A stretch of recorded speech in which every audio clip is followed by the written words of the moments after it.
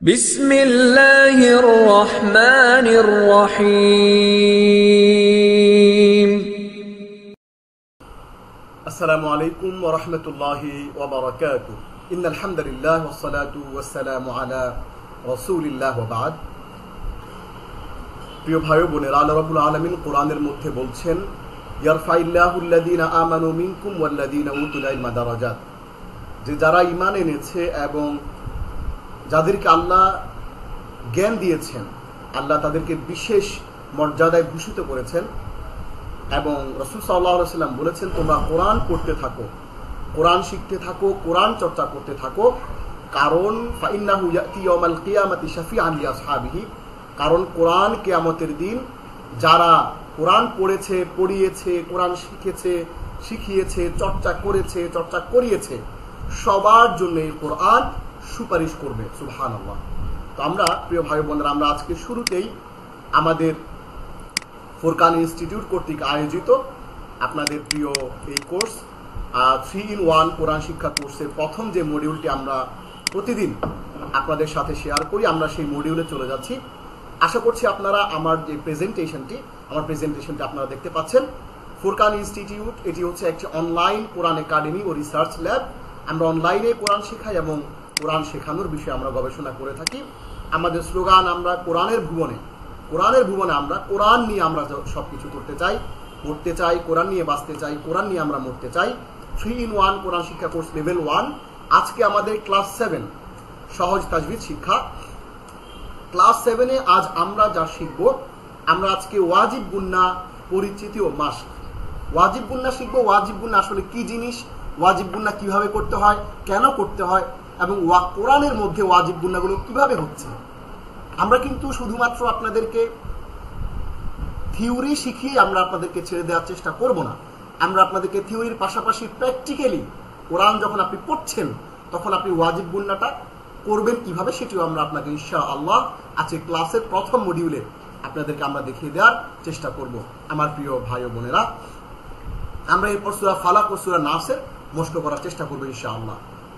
প্রত্যেকটি প্রেজেন্টেশনের শুরুতে আমরা কেন আলিফ থেকে ইয়া পর্যন্ত রাখি, এই জন্যে রাখি যেন আপনারা প্রত্যেকটা ক্লাসে এই যে প্রনাউন্সিয়েশন, উচ্চারণের যে শুদ্ধতা, বিশুদ্ধ উচ্চারণ আপনারা যেন মাখরাজগুলোর সাথে মিলিয়ে একবার একটু প্র্যাকটিস করতে পারেন। কারণ আমরা যা কিছু পড়ছি, আমরা গুন্না পড়ছি, আমরা আরো অনেক কিছু পড়বো, ওয়াজিব গুন্না পড়ছি, আমরা মাদ শিখবো, যা কিছু আমরা পড়ছি সকল কিছুর মূলে কিন্তু আমাদের প্রনাউন্সিয়েশন অফ দ্য হুরুফ, অফ দ্য লেটার্স, অ্যারাবিক লেটার্সের যে প্রনাউন্সিয়েশন, সেটা যদি আপনার সঠিকভাবে আমি না করতে পারি, তাহলে কিন্তু আমাদের ওয়াজিব গুন্না পড়ে কোনো লাভ নেই। এই জন্য আপনার প্রত্যেকটা ক্লাসের শুরুতে অবশ্যই মাখরাজ অনুযায়ী এই হরফগুলো একটু একবারের জন্য হলেও প্র্যাকটিস করার চেষ্টা করবেন ইনশাআল্লাহ। আমার সাথে যারাই জয়েন করেছেন, আমরা ক্লাসে 15 জন আছি। আমরা অবশ্যই এই ক্লাসগুলো আপনারা ফেসবুকে শেয়ার করে দেন এবং হোয়াটসঅ্যাপে আপনাদের যে যারা কন্ট্যাক্ট রয়েছে তাদেরকে অবশ্যই আপনারা জানিয়ে দেন, ইনশাআল্লাহ তারাও উপকৃত হবেন। আমরা আজকে যে বিষয়টি পড়ব, গুন্না সহ তাজদীদ বা ওয়াজিব গুন্না। এখন প্রশ্ন হচ্ছে, এই গুন্নাটাকে ওয়াজিব গুন্না কেন বলা হয়? এটি আমাদের স্লাইডে নাই, এটি আমি আপনাদের জন্য বলি। ওয়াজিব গুন্না এই জন্যই বলা হয় কারণ আপনি যদি এই জায়গাতে গুন্না না করেন তাহলে অর্থ পরিবর্তন হওয়ার সম্ভাবনা থাকবে। আপনি যদি এখানে গুন্না করেন তাহলে অর্থ বুঝে সামনে এগিয়ে যাওয়ার একটা সম্ভাবনা থাকবে।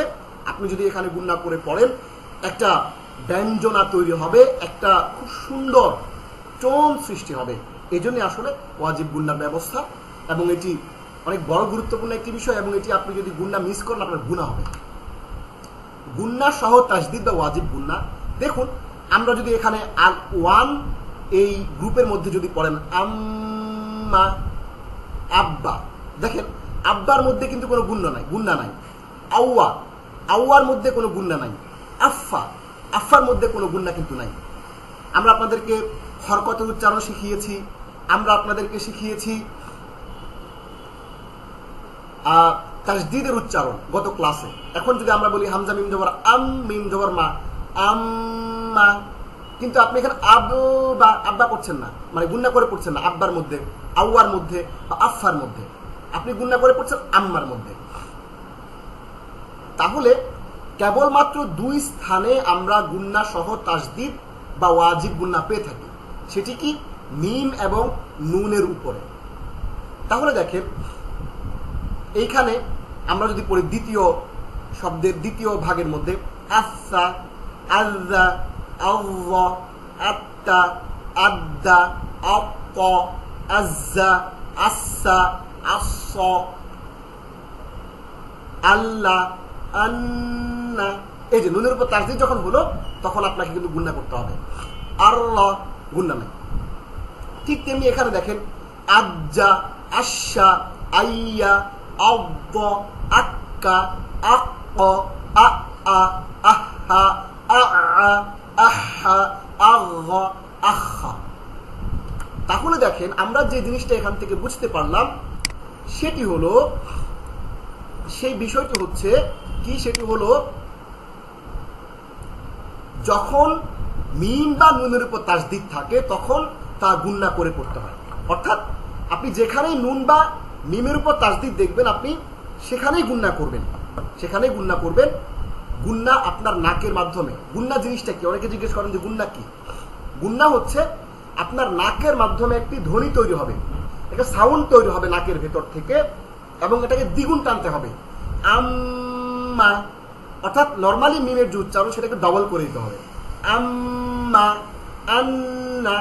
নর্মালি যদি গুন্না না হতো তাহলে আপনি পড়তেন, গুন্না না হলে পড়তেন আন্না, আম্মা। কিন্তু যেহেতু গুন্না হচ্ছে আপনাকে পড়তে হবে আন্না, আম্মা। এবং দেখেন কি সুন্দর একটা সাউন্ড তৈরি হয় নাকের ভেতরে গিয়ে, আম্মা, আন্না, নাকের মধ্যে ঢুকতে হবে। তাহলে আপনার নাকের মাধ্যমে একটি ধ্বনি তৈরি হয় এবং এটাকে দ্বিগুণ করে টানতে হবে। এবার আসেন আমরা একটু প্র্যাকটিসে চলে যাই। চলুন আমরা সাদ্দা সহ, মানে আমরা তাসদীদ সহ, তাসদীদের আরেকটা নাম হচ্ছে সাদ্দা, তাসদীদ সহ আমরা মিম দিয়ে অক্ষরগুলোকে একটু অনুশীলন করি। এদের উপরে যে কোনো হরকত আপনি পেতে পারেন। আপনি মিম এবং যে নুনের উপর যে কোনো হরকত আপনি পেতে পারেন, কিন্তু তাসদীদ থাকবে, তাসদীদের সাথে জবর থাকবে, জেদ থাকবে, মিম থাকবে, পেশ থাকবে, কোনো অসুবিধা নেই। এখন আসলে আমরা প্রথমে পড়ি মাম্মা, বাম্মা, ওয়াম্মা, ফাম্মা। সবাই আমার সাথে বলেন, কেউ মিস করবেন না, সবাই আমার সাথে বলতে থাকেন। মাম্মা, বাম্মা, ওয়াম্মা, ফাম্মা। এরপর দ্বিতীয় অংশ দেখেন, আমার সাথে সবাই বলেন, কেউ মিস করবেন না, মিস করলেই আপনি লসে পড়বেন। সবাই আমরা যেহেতু প্র্যাকটিস করছি, আমরা এখন সবাই 10 বছরের বাচ্চা, আমি নিজেও, চিৎকার করে পড়বেন আপনারা সবাই। একটু আমার সাথে, আমার মাউসের সাথে ফলো করেন। সাম্মা বলেন, রাম্মা, যম্মা, তাম্মা, দাম্মা, কম্মা। আপনার যেন হরফের যে উচ্চারণটা, এই যে ক্যারেক্টার, আরবি হরফের যে উচ্চারণ সেটাও যেন শুদ্ধ করে হয়, সেদিকে আপনাকে অবশ্যই খেয়াল রাখতে হবে। তাম্মা, দাম্মা, কম্মা, জাম্মা, সাম্মা, ফম্মা, লাম্মা, নাম্মা, রাম্মা, এভাবে। এবার আমার সাথে আবার একটু পড়েন সবাই। এই পাশে জাম্মা, শাম্মা, ইয়াম্মা পড়েন সবাই, মিস করবেন না কেউ। বম্মা, কাম্মা, অম্মা, আম্মা, হাম্মা, আম্মা, হাম্মা, গম্মা, খম্মা। এবার হামজার থেকে মিলিয়ে একটু পড়েন, আম্মা, ওয়াম্মা। এইভাবে আমরা কিন্তু প্র্যাকটিস করতে পারি। এরপরে গুন্না সহ তাসদীদ। আমরা এতক্ষণ মিম দিয়ে পড়লাম, অর্থাৎ মিমের উপর যদি তাসদীদ আসে তাহলে আমরা সেটাকে নাকের ভিতরে লুকিয়ে গুন্না করে, নাকের ভিতরে নাকের বাঁশি থেকে সাউন্ড আসবে, আম্মা, আন্না, ইন্না, ইম্মা, এভাবে। এখন এতক্ষণ আমরা মিম দিয়ে পড়লাম, এবার আমরা যদি নুন দিয়ে পড়ি, চলুন এবার আমরা তাসদীদ সহ নুন দিয়ে অক্ষরগুলি অনুশীলন করি। এদের উভয়ের উপর আপনি যে কোনো হরকত পেতে পারেন। দেখেন এবার আমরা এখান থেকে শুরু করি। আমার সাথে সবাই বলবেন, কেউ মিস করবেন না প্লিজ, মিস করলে আপনি লসে পড়বেন। এখন প্রশ্ন হচ্ছে কেন, why you are just practising? আমরা প্র্যাকটিসটা এই জন্যই করছি, যখন আপনি কোরআনে যাবেন, কোরআনে যখন পড়তে থাকবেন, এক একটা হরফ এক এক রকম করে আগে পরে মিলিয়ে আপনি পেতে পারেন, তখন যেন আপনি ফ্যামিলিয়ার হন, যেন আপনি জিনিসগুলো ভালো করে বুঝতে পারেন। এই জন্যেই কিন্তু আমরা আপনাদেরকে এখানে নুন এবং মিম দুটোই প্র্যাকটিস করাচ্ছি। আমাদের সাথে আজকে এখানে 17 জন জয়েন করেছেন। যারা জয়েন করেছেন প্লিজ আপনারা আপনাদের হোয়াটসঅ্যাপ কন্ট্যাক্টস যারা রয়েছে তাদেরকে আমাদের ক্লাসে অংশগ্রহণ করার জন্য দাওয়াত দিতে পারেন। ইনশাআল্লাহ আপনার ইলমে আল্লাহ বরকত দান করবেন ইনশাআল্লাহ। এবার আসলে আমরা নুন দিয়ে পড়ি, আমার সাথে সবাই বলেন মান্না, বান্না, ওয়ান্না, ফান্না। এবার দ্বিতীয় নম্বরটা সান্না, জান্না, ওয়ান্না, তান্না, দান্না, কন্না, জান্না, সান্না, ফন্না, লান্না, নান্না, রান্না। এটা কিন্তু নান্নার বিরিয়ানি না, এটা হচ্ছে নান্না। নুন নুন জবর নান, নুন জবর না, নান্না, রান্না। এই যে আমরা এগুলো পড়লাম, এগুলো হচ্ছে নুনের উপর তাসদিদ দিয়ে। যখনই আপনি দেখবেন নুনের উপর বা মিমের উপর কোন একটা তাসদিদ আছে, সাথে সাথে আপনি এটাকে গুণনা করে পড়বেন। যেই পরিমাণ সে শব্দটা আপনি নর্মালি উচ্চারণ করতেন তার চেয়ে ডবল করে। যেমন দেখেন মান্না, দেখেন নুনের উপর নর্মালি কোনো একটা কিছু হলে, যজন হলে আমরা বলতাম মান। এই মানটা যে পড়লাম, যখন আপনি গুণনা করে পড়ছেন তাসদিদ দিয়ে, তখন কিন্তু আপনার ডবল টানতে হবে তাসদিদের কারণে, এবং সেটা আপনার নাকের বাসি থেকে এটা উচ্চারণ হবে গুণনা, মান্না এভাবে। এবার দেখেন ফালাম্মা জান্না আলাইহিল লাইলু রাআ কাওকাবা قال هذا ربي فلما أفل قال لا أحب الآفلين। কোরআনে আছে দেখেন জান্না, যখন রাত্রি গভীর হলো তখন তিনি আকাশে চন্দ্র দেখলেন। ইব্রাহিম আলাইহিস সালামের কথা বলা হচ্ছে। ফালাম্মা আফালা, যখন সেই রাত চলে গেল, এক আচন্দ্র নাই, তখন তিনি বললেন যে এই চন্দ্র খোদা আল্লাহ গড হতে পারেন না। এই জান্না, তাহলে এই জান্না, জিম নুন জবর জান, নুন জবর না, জান্না নাকের মধ্যে, জান্না, শিন নুন জবর শান, নুন জবর না, শান্না, ইয়ান্না। সবাই বলেন আমার সাথে, কেউ মিস করবেন না। ওয়ান্না, কান্না, অন্না, আন্না, হান্না, আন্না, হান্না, গন্না, খন্না, এইভাবে। তাহলে দেখেন আমরা আন্না, হান্না, আন্না, আমরা গুন্না সহ তাসদিদ নুনের উপর প্র্যাকটিসটা শেষ করলাম। আমি আপনাদেরকে প্রেজেন্টেশনটা দিয়ে দেবো ইনশাআল্লাহ, এবং এই প্রেজেন্টেশনটা দিয়ে আপনারা অবশ্যই এই তাসদিদগুলো প্র্যাকটিস করবেন, অথবা এই প্রেজেন্টেশনের পিডিএফটা স্কিম থ্রু করবেন, একটার পর একটা দেখতে থাকবেন। তাহলে আপনার মস্তিষ্কের মধ্যে ঝলক তৈরি হবে, এবং ঝলক তৈরি হওয়ার মাধ্যমে আপনি যখন কোরআনে যাবেন তখন আপনি গুন্নাগুলো মোর ফ্যামিলিয়ার, আপনি খুব স্পষ্টভাবে দেখেই বুঝতে পারবেন যে এটা গুন্না। মিমের উপর তাসদিদ আছে, নুনের উপর তাসদিদ আছে, সেহেতু এটা গুন্না উচ্চারণ করে পড়তে হবে। দেন এবার আসেন আমরা প্র্যাকটিক্যালি কোরআনে ঢুকে যাই। আলটিমেটলি আমাদেরকে কোরআন পড়তে হবে, কোরআন পড়ার জন্যই কিন্তু আমরা এত কিছু করছি। তাহলে দেখেন এবার কোরআনে ঢুকেন, তাসদিদ সহ গুন্না নুন এবং মিম। এই তাসদিদ সহ গুন্না নুন এবং মিমগুলো কোথায় কতবার আছে দেখেন, ৭,৩০০ বার। সুবহানাল্লাহ। কোরআনের মধ্যে প্রতি পাতায় প্রায় 12 বার আছে কোরআনে। সুবহানাল্লাহ। কোরআনে যদি প্রতি পাতায় 12 বার ওয়াজিব গুন্না থাকে, এটি টোটাল আছে ৭,৩০০ বার। আলহামদুলিল্লাহ। তাহলে দেখেন এই ওয়াজিব গুন্নাটা আমরা দেখি, এত গুরুত্বপূর্ণ একটা ইস্যু, খুবই সিরিয়াসলি আপনারা পড়বেন। কোরআনের টোটাল শব্দ হচ্ছে ৭৮,০০০। আমরা জানি সে ৭৮,০০০ শব্দের মধ্যে ৭,৩০০টা শব্দের মধ্যে ওয়াজিব গুন্না রয়েছে। আলহামদুলিল্লাহ। স্লাইডে কি কোনো প্রবলেম হচ্ছে? ঠিক আছে, আমি স্লাইডটা অফ করলাম। স্লাইডটা অফ করে আমরা আবার স্লাইডে যাচ্ছি। ওকে, আশা করছি আপনারা এখন আমার স্লাইডটি দেখতে পাচ্ছেন।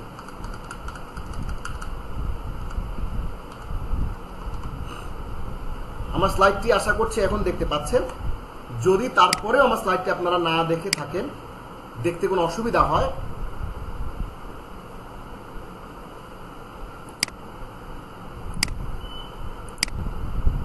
স্লাইডটি আবারও অফ করলাম, আবারও অফ করে আমি আবারও স্লাইডে যাচ্ছি। আশা করছি এবার আপনারা আমার স্লাইডটা দেখতে পাচ্ছেন। যদি তারপরেও কোনো অসুবিধা হয় অবশ্যই নক করে জানাবেন। জি, তাহলে দেখুন আমরা কিন্তু এখানে কোরআনের মধ্যে ঢুকে গেলাম। কোরআনের মধ্যে ঢুকে আমরা এখন যেটা দেখছি, দেখুন নুন এবং মিমে তাসদিদ কোথায় কোথায়। আউযু বিল্লাহি মিনাশ শাইতানির রাজীম, বিসমিল্লাহির রহমানির রহিম, উলাইকা আলা হুদাম মির রাব্বিহিম। এই যে দেখুন মিমে তাসদিদ, মিমে তাসদিদ হলেই সাথে সাথে গুণনা হবে নাকের মধ্যে, নাকের মাসি থেকে উচ্চারণ হবে হুদাম মির রাব্বিহিম। এরপর দেখেন নুনের উপরে দ্বিতীয় লাইনে নুনের উপর তাসদিদ, ইন্নাল্লাযীনা কাফারু সাওয়াউন আলাইহিম ইন্না। এরপর দেখুন চতুর্থ লাইনে আবার নুনের উপর তাসদিদ। নুনের উপর তাসদিদ হলেই এখানে দেখেন নুনের উপর তাসদিদ, এখানে উপরে প্রথম লাইনে মিমের উপর তাসদিদ ছিল, এখন আবার চতুর্থ লাইনে নুনের উপর তাসদিদ। ওয়ামিনান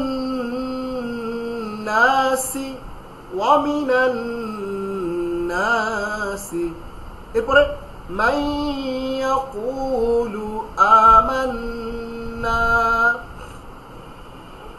আমান্না। এখানে দেখুন নুনের উপর তাসদিদ হয়েছে জন্য আমরা কি বললাম আমান্না।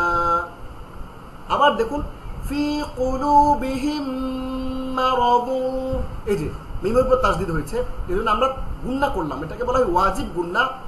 নুনে বা মিমে তাসদিদ হলেই গুণনা করে উচ্চারণ করে পড়তে হয়, এটাকে ওয়াজিব গুণনা বলা হয়। ক্বালু ইন্নামা নাহনু মুসলিহুন, এই মুনাফিকরা বলে আরে আমরাই তো পৃথিবীতে প্রগতিশীল, আমরাই তো পৃথিবীর মধ্যে সংস্কারবাদী, মানুষের সমাজের কল্যাণ চাই, অথচ তারা, আল্লাহ বলছেন যে আলা ইন্নাহুমুল মুফসিদুন, এরাই হচ্ছে আসলে অনিষ্টকারী, ওয়ালাকিন লা ইয়াশউরুন, তারা বুঝতে পারে না। তো ইন্নামা, এই যে এখানে আপনি গুণনা করে পড়েন আলা ইন্নাহুম, এই যে ইন্নাহুমের উপর তাসদিদের জন্য আপনি গুণনা করে পড়বেন। এরপর আবার আমানান নাস, যখন তাদেরকে বলা হয় তোমরা ঈমান আনো, যেমনি ভাবে মানুষ ঈমান এনেছে, অর্থাৎ সাহাবায়ে কেরাম ঈমান এনেছে তেমন করে ঈমান আনো, তারা বলে আমরা কি ঈমান আনবো, তাদের মধ্যে যারা বোকা। আল্লাহ বলছেন না, তারাই বোকা। এই যে লোকগুলো তারা দাবি করছে যে তারা বুদ্ধিমান, আসলে তারা বোকা, কিন্তু তারা তা জানে না। তাহলে ইন্নাহুম আলা ইন্নাহুম হুমুস সুফাহা, এই যে ইন্নাহুম, এরপর দেখুন শেষ থেকে তৃতীয় লাইনে ক্বালু আমান্না, যখন তারা ঈমানদারদের সাথে দেখা করে তখন বলে আমরা তো ঈমান এনেছি। যখন তারা তাদের শয়তানদের সাথে দেখা করে, বলে গোপনে দেখা করে, বলে আমরা তো তোমাদের সাথেই আছি, আমরা তো মোমেনদের সাথে শুধু মশকরা করি, একটু দুষ্টুমি করি, হাসি ঠাট্টা করি।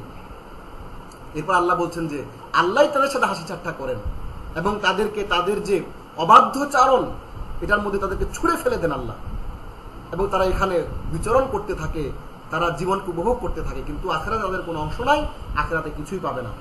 ইন্না মাআকুম, এই দেখেন ইন্না গুন্না, নুন ইন্না, এরপরে ইন্নামা নাহনু মুস্তাহজিউন, এই যে ইন্না, অর্থাৎ আমরা যে জিনিসটা আপনাদেরকে কোরআনের সূরা বাকারার দ্বিতীয় পৃষ্ঠা, এই দ্বিতীয় পৃষ্ঠা থেকে আমরা আপনাদেরকে যেটা দেখালাম, সূরা বাকারার 5 নম্বর আয়াত থেকে 15 নম্বর আয়াত পর্যন্ত 11টি আয়াত আমরা দেখিয়েছি আপনাদেরকে। মোট 1 2 3 4 5 6 7 8 9 10 11 12 13টির মতো গুণনা হয়েছে। এইভাবে প্রতি পাতায় প্রায় 12 বার 13 বার করে 7300 বারের মতো পুরো কোরআনে গুণনা রয়েছে। তা আমরা সেটি প্র্যাকটিক্যালি দেখলাম, এবং অবশ্যই আপনারা খেয়াল রাখবেন যদি কোরআন তেলাওয়াত করতে গিয়ে মিম এবং নুনের উপর গুণনা দেখে, তাসদিদ দেখেন, তাহলে অবশ্যই গুণনা করে উচ্চারণ করে পড়তে হবে আমার প্রিয় ভাই ও বোনেরা। এরপর আসুন আমরা এবার একটু প্র্যাকটিস করি। আন্না, যে ইন্না অবশ্যই নিশ্চয়, ওয়া ইন্না এবং নিশ্চয়, সুম্মা অতঃপর, ইন্না নিশ্চয় আমরা, মিন্না, নিশ্চয়ই আমরা, আমার সাথে আমার পরে পড়বেন, আমার সঙ্গেও পড়বেন, আমি একটু পজ দিব, এরপর আপনারা প্র্যাকটিস করবেন। রেডি? ইন্না, নিশ্চয়ই আমরা,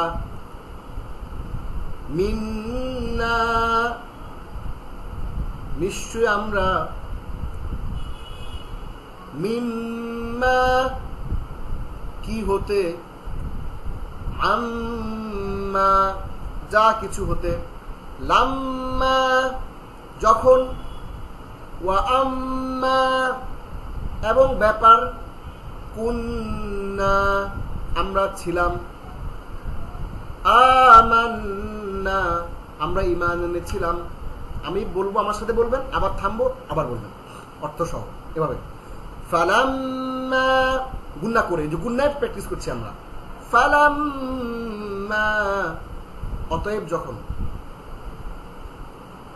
জান্নাতিন, বাগান সমূহ,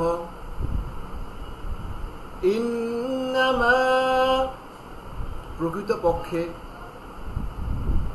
ফাইন্নামা, অতএব প্রকৃত পক্ষে,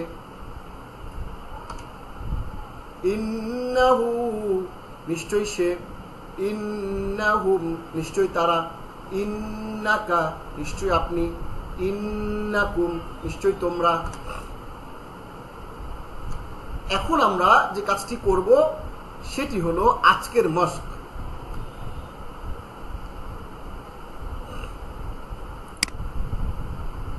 আমরা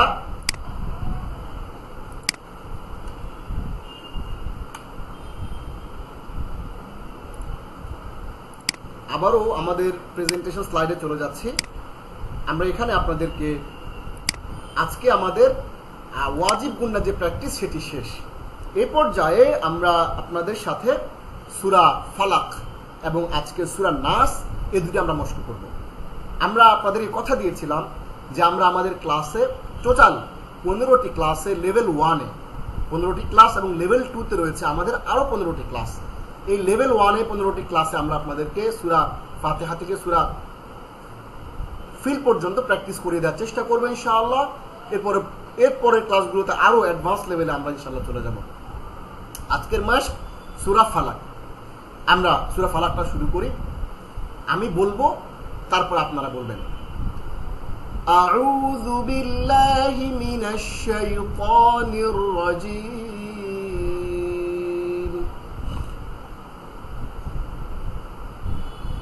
আপনারা সবাই কোরআন হাতে নেন। কোরআন বা কারো কাছে যদি শেষ নম্বর পারা 30 নম্বর পারা যদি আপনাদের কাছে কারো কাছে থাকে, আম পারা যেটাকে আমরা বলি, ওইটা সাথে নেন এবং পেন্সিল দিয়ে দাগাবেন যে কোথায় কোথায় আপনার প্রবলেম, কোথায় কোথায় আপনি উচ্চারণ করতে গিয়ে আপনার অসুবিধা হয়, ওই জায়গাগুলো আপনি অ্যাড্রেস করে পেন্সিল দিয়ে দাগ দিয়ে রাখবেন, অথবা কলম দিয়ে দাগান, অথবা মার্কার দিয়ে দাগান, একটা দাগ দিয়ে রাখবেন, যাতে করে আপনি নিজে যখন প্র্যাকটিস করবেন, এই প্রেজেন্টেশনটা যখন আপনাদেরকে আমরা দিয়ে দিব, তখন যেন আপনারা জিনিসটা বুঝতে পারেন যে আপনার কোথায় কোথায় ডিফিসিয়েন্সি, প্রবলেম, ঘাটতি ছিল। তাহলে আসেন আমি বলবো, আপনারা খেয়াল করবেন যে কোন জায়গা থেকে কোন হরফটা আমি উচ্চারণ করি। আউযু বিল্লাহি মিনাশ শাইতানির রাজীম।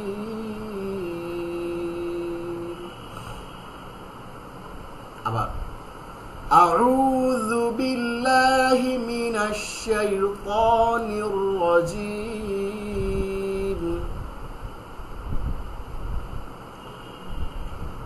বিসমিল্লাহির রহমানির রহিম। আবার বলছি, বিসমিল্লাহির রহমানির রহিম।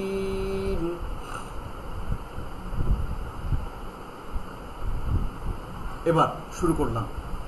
কুল, এই যে কফ, আমার মাউসের দিকে একটু তাকান। কুল, এখানে এক ছোট করে একটা পেন্সিলে দাগ দেন যে কুল, কফ, এই যে এখান থেকে জিহ্বার গোড়া, তারপর ওর উপরে তালুর সঙ্গে লাগাইয়া কফ, 2 নোক্তাওয়ালা কফ। আগে সবাই বলেন কফ কফ কফ। হ্যাঁ, ওকে, সেই কুল। যদি বলেন কুল, তাহলে হবে খায় ফেলো। কুল মানে ইট, খেয়ে ফেলো। আর কুল মানে হচ্ছে সে, বলো। বলো কুল, আমরা বলতে হবে কুল।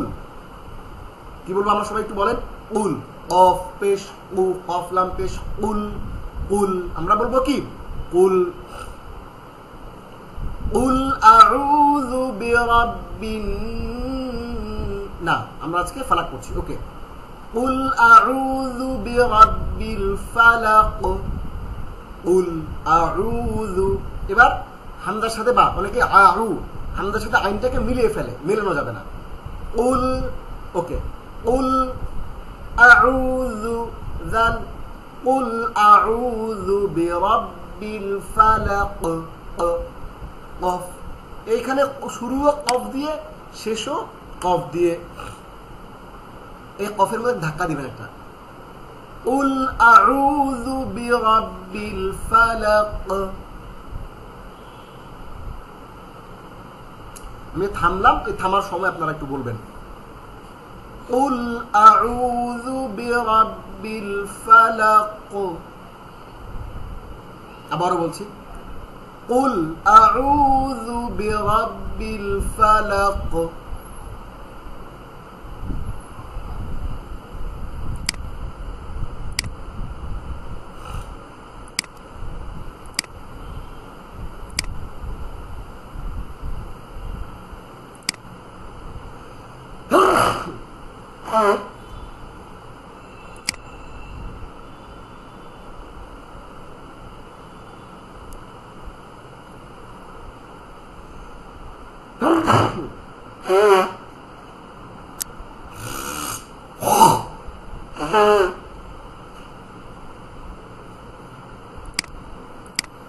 জি দুঃখিত, আসলে আপনার প্রশ্নের উত্তর ইনশাআল্লাহ আমরা ক্লাস শেষে দিব। আমাদেরকে ফেরদাউস তিনি প্রশ্ন করেছেন একটি, আমরা মশকরা কমপ্লিট করি ইনশাআল্লাহ। তাহলে প্রথমে কুল, কুল আউযু বিরাব্বিল ফালাক, কুল আউযু বিরাব্বিল ফালাক।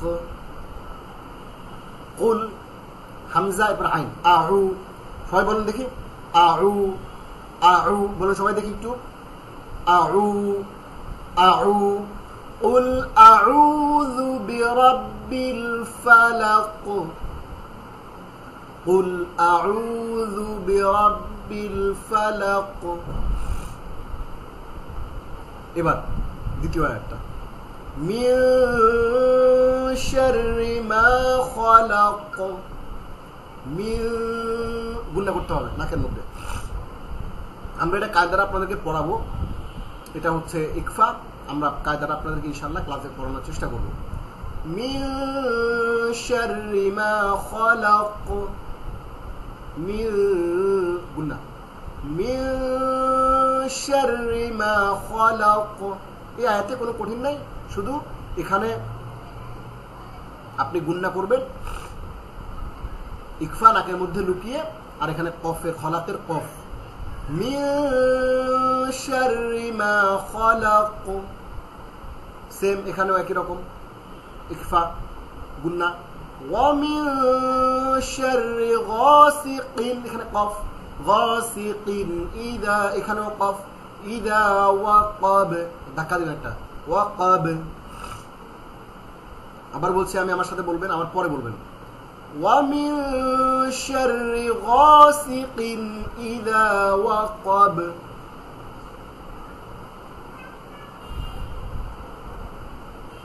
وَمِن شَرِّ غَاسِقٍ إِذَا وَقَبَ। وَمِن شَرِّ غَاسِقٍ إِذَا وَقَبَ। ওয়ামিন শার, একই রকম। এই যে এখানে মিল, এখানেও মিল, এখানেও মিল, এখানেও মিল, পুরো সবাইতে মিল, নাকের মধ্যে লুকিয়ে গুণ না। ওয়ামিন শাররিন, এইখানে দেখেন ওয়াজিব গুণ না, নুনের উপর তাসদিদ আছে। আমরা যে আজকে পড়লাম, নুনের উপর তাসদিদ থাকলেই ওয়াজিব গুণ না। ওয়ামিন, এখানে ইকফার জন্য গুণনা করতেছেন, আর এখানে ওয়াজিব গুণনার জন্য গুণনা করবেন।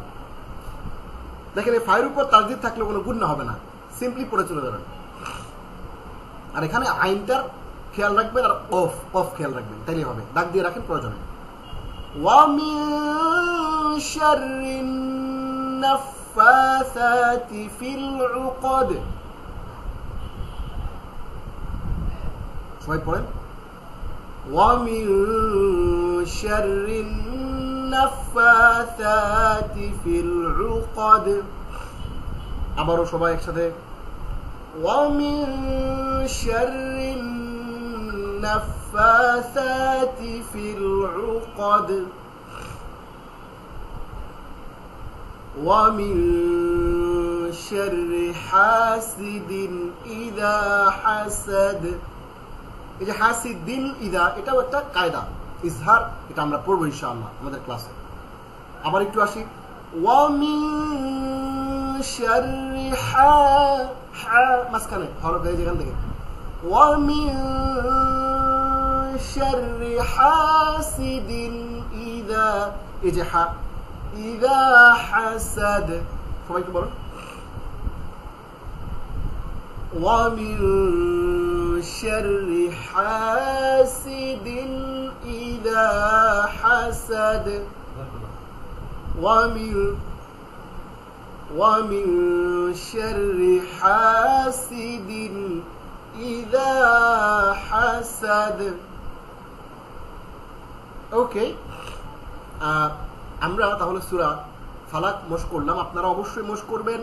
এখানে ওয়াজিব গুন্না আছে, এখানে ইকফা আছে, এর আরো অনেকগুলো ইজহার আছে, এখানে এখানে আপনার ইদগামের ব্যাপার আছে। তো আমরা ইত্তকার সবগুলো বিষয় ইনশাআল্লাহ আমরা আলোচনা করব ক্লাসে।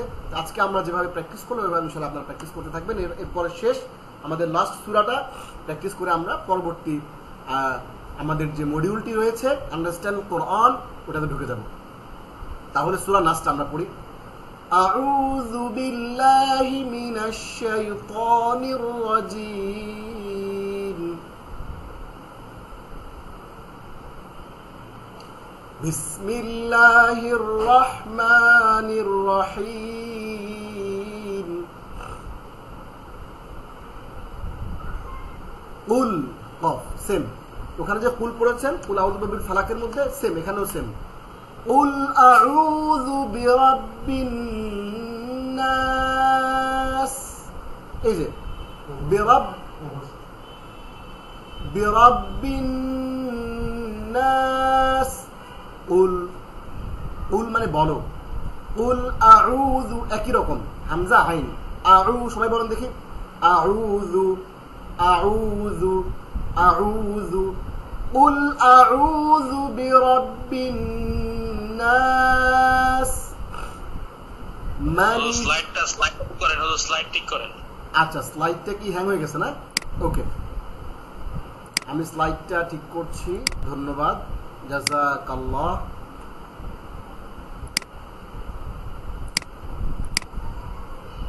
আশা করছি এখন স্লাইডটা দেখতে পাচ্ছেন।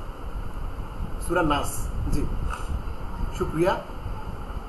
কুল আউযু বিরাব্বিন নাস। কুল আউযু যাল। কুল আউযু বিরাব্বিন নাস মালিকিন নাস। মালিকিন, এখানে শুধু পড়েন কিছু না, শুধু কফ উচ্চারণটা জিহ্বার গোড়া তার বরাবর উপরে তার সঙ্গে লাগাইয়া দুই নোক্তাওয়ালা কফ উল, আর হামজা আর আইন পাশাপাশি। অনেকে আউ বলে, অনেকের আইন হয় হামজা হয় না, এরকম লিড একেবারে পানির মতো করে। উল আউযু, সবাই একটু বলেন। আউযু আউযু আউযু। উল আউযু বিরাব্বিন নাস। মিটিংয়ে উপস্থাপন করবো, প্রত্যেকটা ক্লাসের পরে রিপোর্ট হবে।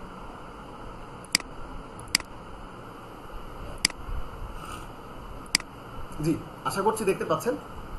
কুল আউযু বিরাব্বিন নাস, এই যে দেখেন নুনের উপরে তাসদিদ। নুনের উপরে তাসদিদ মানেই হচ্ছে ওয়াজিব গুন্না, ওই যে আমরা আজকে পড়লাম ওইটাই। কুল আউযু বিরাব্বিন নাস, মালিকি, অনেকে মালিকিন নাস বলে, অনেকে মালিকিন নাস বলে, এটা দুটাই ভুল।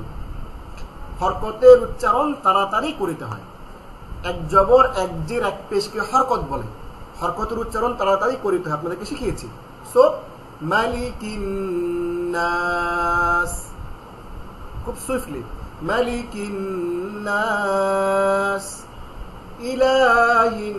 এখানে দেখেন খাড়া জবরগুলো দেয়া নাই,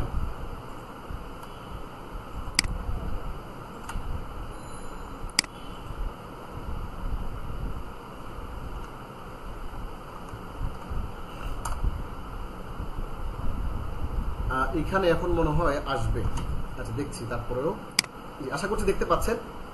ইলাহিন, এই যে খাড়া জবর আছে, ইলাহিন নাস, জাস্ট এখানেও একই রকম আপনার ওয়াজিব গুন্না, ইলাহিন নাস। এবার মিন শাররিল ওয়াসওয়াসিল খান্নাস, এখানেও দেখেন খান্নাসের, এখানেও দেখেন ওয়াজিব গুন্না, তাসদীদ, নুনের উপর তাসদীদ, মিন শাররিল ওয়াসওয়াসিল খান্নাস, মিন, এই যে এখানে ইকফা, এটা আমরা ইনশাআল্লাহ আপনাদেরকে পড়াবো, কিন্তু গুন্না করে পড়বে নাকের ভেতরে লুকিয়ে। মিন শাররিল ওয়াস, স্লাইডটা মনে আবারও হ্যাং হয়ে গেছে, আমি স্লাইডটা বন্ধ করলাম, আবারও স্লাইডে ঢুকলাম, এখানে গেলাম, এখন মনে হয় আশা করছি দেখতে পাচ্ছেন। তারপরে যদি কোনো প্রবলেম হয় অবশ্যই নক করবেন। শুকরিয়া। মিন শাররিল ওয়াসওয়াসিল খান্নাস, আবার একটু সবাই আমার সাথে পড়েন, মিন শাররিল ওয়াসওয়াসিল খান্নাস, মিন গুণা করবেন, এরপরে খান্নাসের এখানে ওয়াজিব গুণা করবেন। আমি বলবো তারপরে বলবেন, মিন শাররিল ওয়াসওয়াসিল খান্নাস।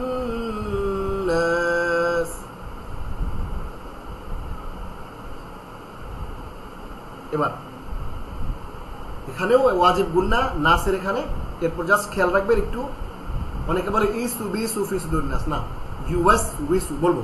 এরপর সদ, সদটা খেয়াল রাখবেন, আল্লাযী যাল, আল্লাযী জিব্বার আগা, আল্লাযী না, আল্লাযী, অনেকে বলে আল্লাযী, ভুল এটা, আল্লাযী সফট, জিব্বার আগা উপরের দাঁতের আগার সঙ্গে লাগাই না, দুই দাঁতের আগার সঙ্গে লাগাই, যাল, আল্লাযী ইউওয়াসউইসু, ইউওয়াসউইসু, ইসু বিসু না, ইউওয়াসউইসু, মোটা করে গোল করে, যে ইউওয়াসউইসু, আল্লাযী ইউওয়াসউইসু ফি সুদুরিন নাস।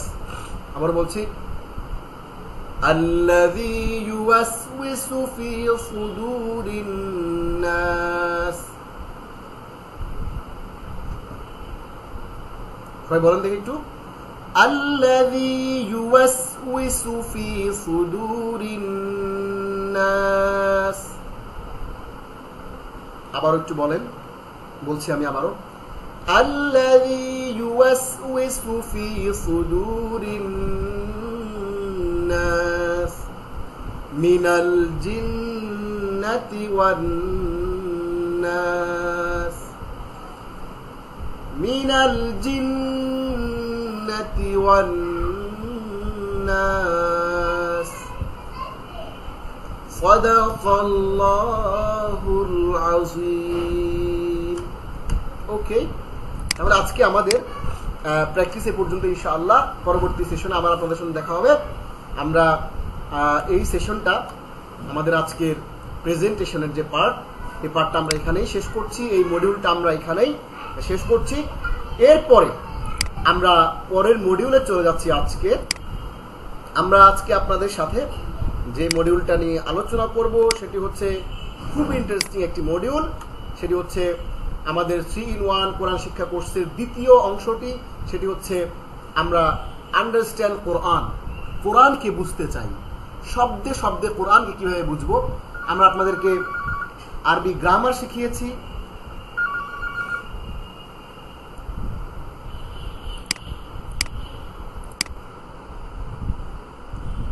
আসসালামু আলাইকুম রহমতুল্লাহ। আচ্ছা স্যার, আমি দেখছি। স্যার আমি একটু অনলাইনে একটা ক্লাস, আমি অফিস শেষ করে আপনাকে ফোন করবো sir. Please please please sir. আসসালাম।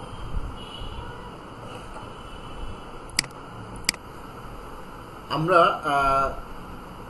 আদ-দারস আস-সাবি লেসন 7, আমরা সপ্তম লেসন আমরা শুরু করছি।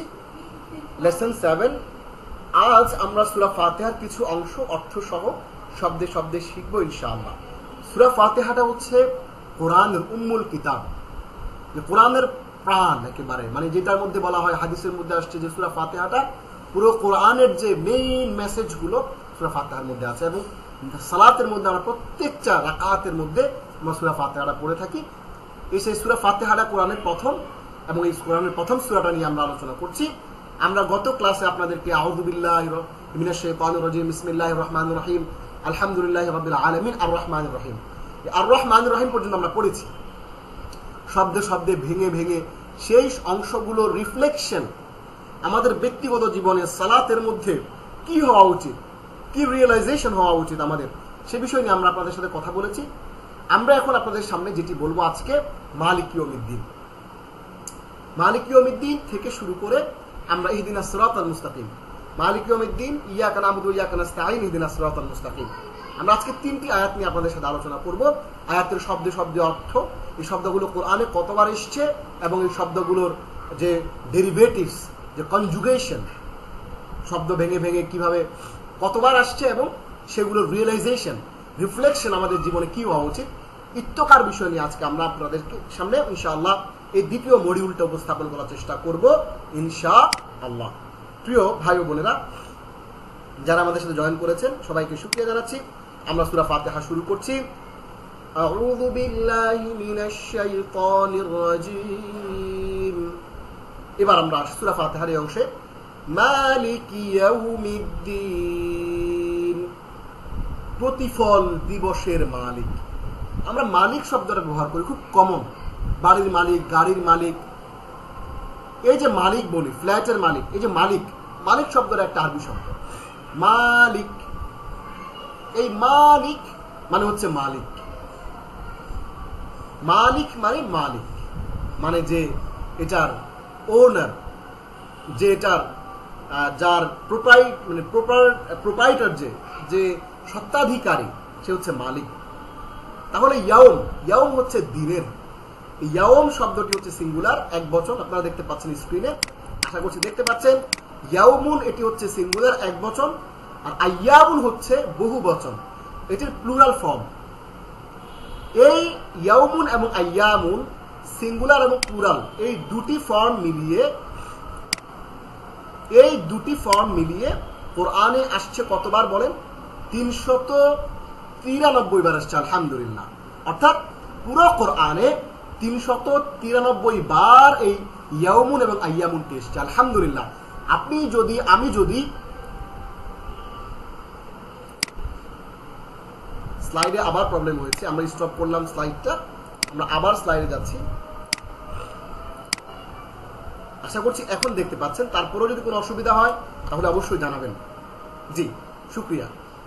তাহলে দেখুন, ইয়াউমুন এবং আইয়ামুন, ইয়াউমুন এবং আইয়ামুন, এই দুটি মিলিয়ে টোটাল কোরআনের ৭৮,০০০ শব্দে 78,000 যে ওয়ার্ডস রয়েছে, সেগুলোর মধ্যে 393টি ওয়ার্ড, আলহামদুলিল্লাহ। অলমোস্ট 400 ওয়ার্ডস আপনার জানা হয়ে গেল, আলহামদুলিল্লাহ। তাহলে ইয়াউমুন মানে হচ্ছে দিন, দ্য ডে। ইয়াউমুল ঈদ, আরবিতে বলা হয় ঈদের দিনকে বলা হয় ইয়াউমুল ঈদ। ইয়াউম মানে দিন, আর আল ঈদ মানে হচ্ছে ঈদ। তাহলে ইয়াউমুল ঈদ মানে হচ্ছে ঈদের দিন। তাহলে ইয়াউমুন মানে দিন, আইয়াম মানে অনেকগুলো দিন, ডে এবং ডেইজ। এবার আসেন, আমরা মালিক মানে মালিক জানলাম, ইয়াউম মানে দিন বা ডে, এটা কোরআনে আসছে 393 বার, ইয়াউমুন আইয়ামুন। এখন প্রশ্ন হচ্ছে, আমরা যে লেসনগুলো আপনাদেরকে পড়াচ্ছি, আপনারা কিভাবে সেগুলো পড়বেন? আপনারা সেগুলো পড়বেন MT5T। একটি পদ্ধতি রয়েছে MT5টি, সেই পদ্ধতির মাধ্যমে আপনারা MT5টি মেমোরাইজেশন TH through 5 times,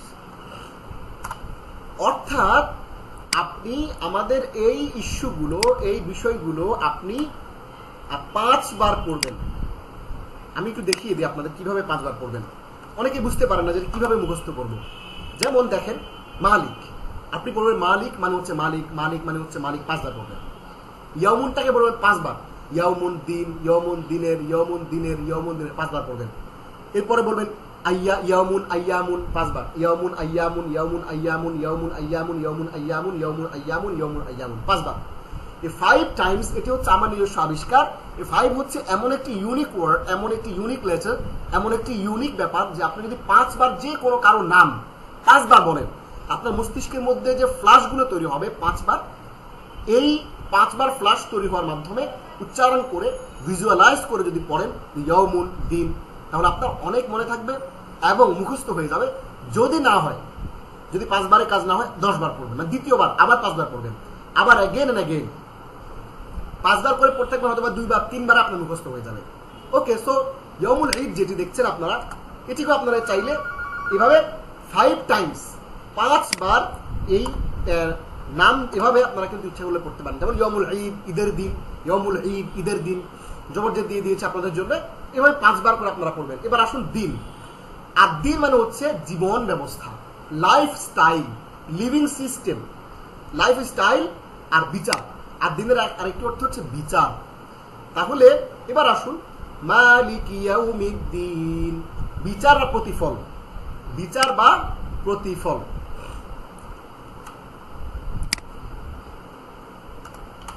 বিচার বা প্রতিফল।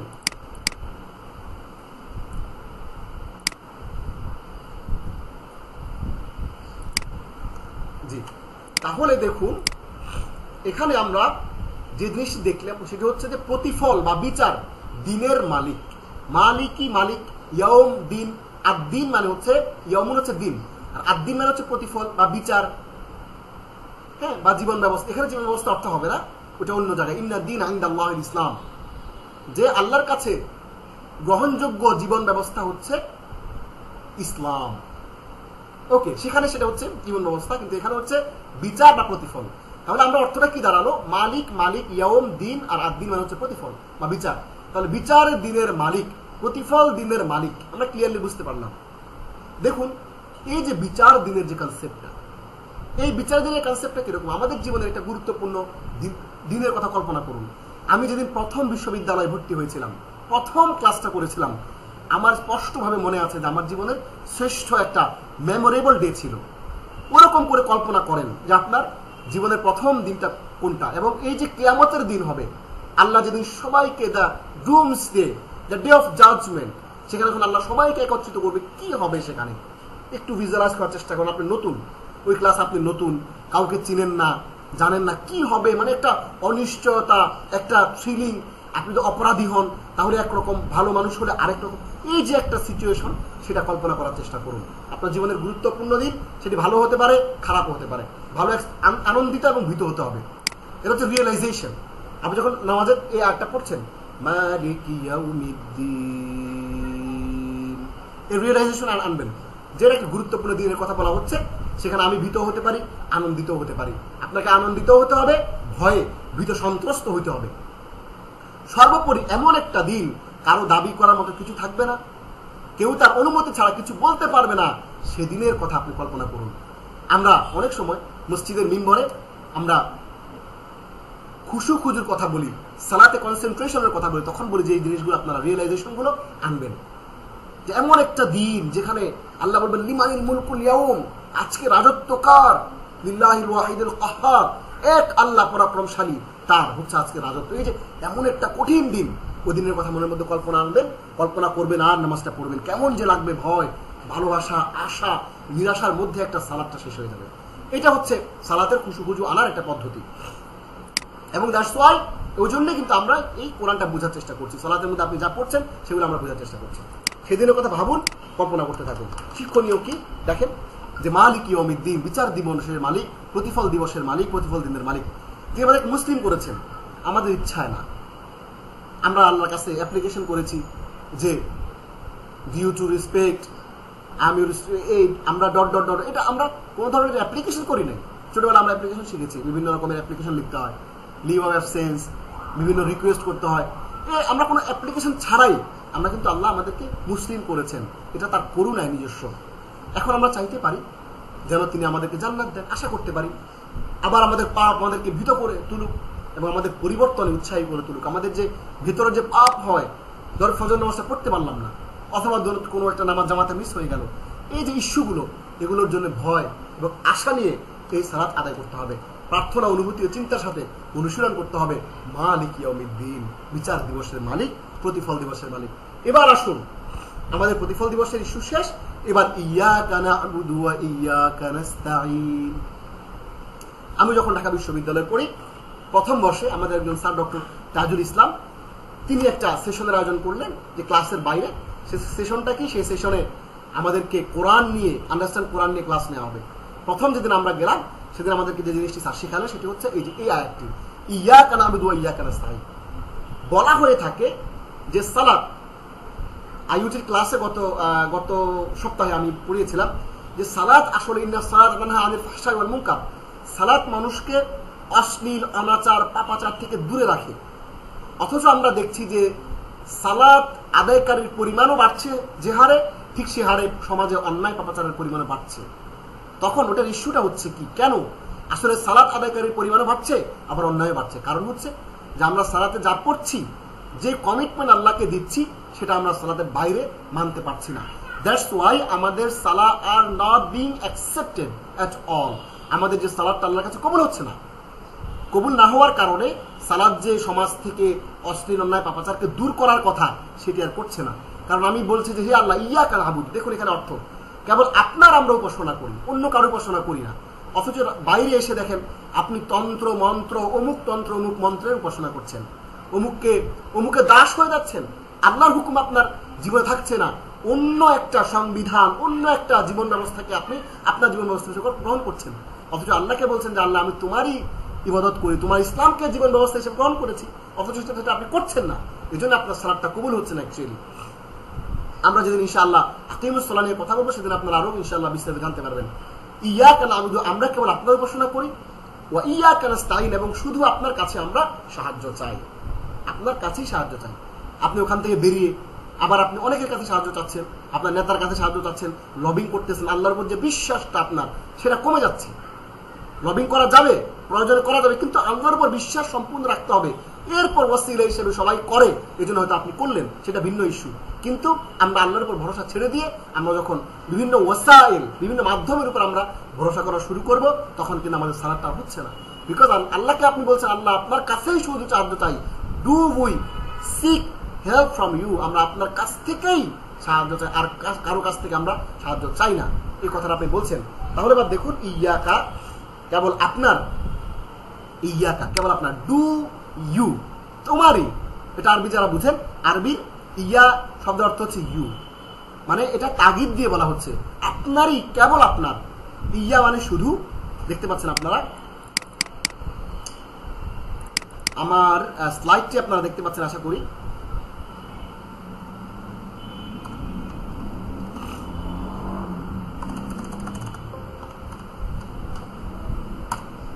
জি, ইয়া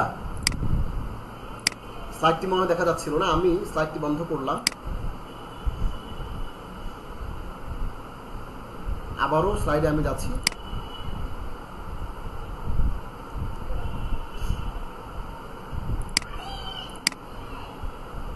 আবারও স্লাইডে চলে যাচ্ছি। দেখুন, ইয়া শুধু, ইয়া মানে হচ্ছে শুধু, কা তোমার। তাহলে ইয়া শুধু, কা তোমার, ইয়া কা শুধু তোমার, শুধু তোমার। না'বুদু আমরা উপাসনা করি, আমরা কি করি? উপাসনা করি। ইবাদত, ইবাদত মানে হচ্ছে উপাসনা, ইবাদত মানে হচ্ছে উপাসনা। তাহলে না'বুদু আমরা উপাসনা করি বা আমরা ইবাদত করি। আবেদ, আমরা যে বলি আবেদ, অনেক বড় আবেদ তিনি, উনি অনেক বড় আবেদ ছিলেন। আমরা যে বাংলা ভাষায় বলি আবেদ, আবার বলা হয় মাহবুদ, আল্লাহ ছাড়া অন্য কোনো মাহবুদ নাই। এই যে আবেদ এবং মাহবুদ, এই দুটো জিনিস, আবেদ এবং মাহবুদ, এই দুটো জিনিসই কিন্তু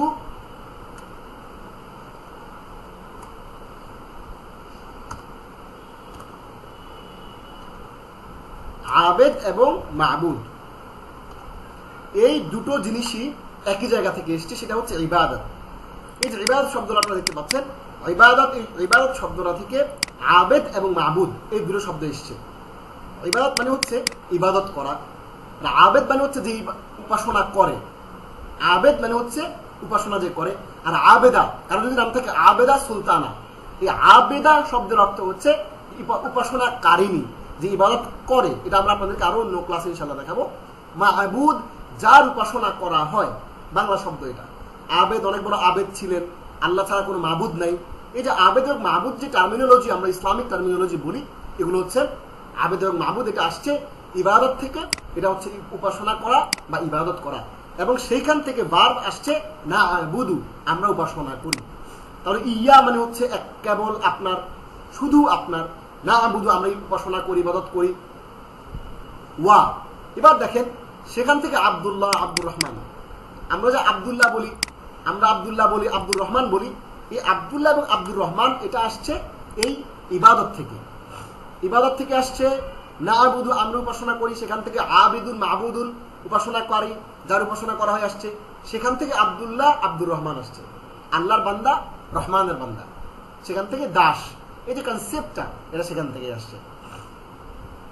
আমরা সবাই তার দাস, তাই আমাদের প্রথম যেটা করা উচিত সেটা হচ্ছে কি ইবাদত। সব কত সহজ দেখেন, আমরা সবাই আল্লাহর আবেদ, আমরা সবাই আল্লাহর, আল্লাহ আমাদের মাহবুদ, সুতরাং আমাদের প্রথম যেটা করা উচিত সেটা হচ্ছে ইবাদত।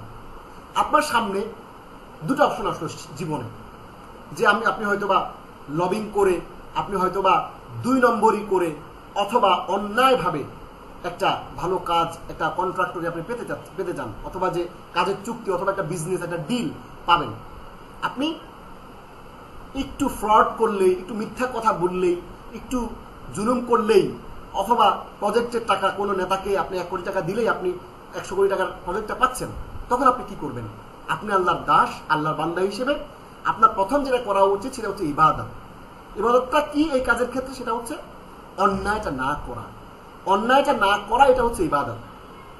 এই ক্ষেত্রে একটা অসৎ উপায় অবলম্বন করার সুযোগ আসছে, আপনি অসৎ উপায় অবলম্বন না করে, এক্ষেত্রে ইবাদত কি?